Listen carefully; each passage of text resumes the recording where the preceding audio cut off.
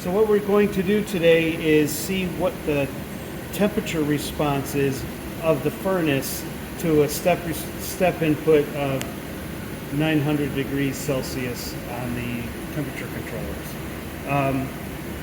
What I don't really know is it exhibiting some kind of overdamped response where it'll slowly reach 900, or will it be underdamped where it's kind of oscillating, or critically damped where it doesn't overshoot.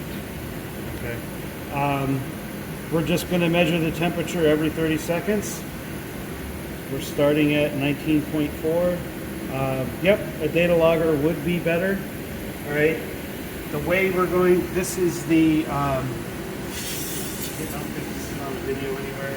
We have 3 thermocouples for the rear, middle, and front of the furnace. And the way we align it is we just use one bolt width.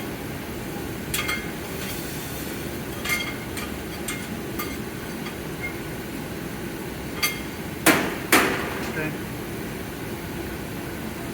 And then what we'll do is we'll turn on the power, and then we'll turn on the controllers, and that's when we'll start the experiment.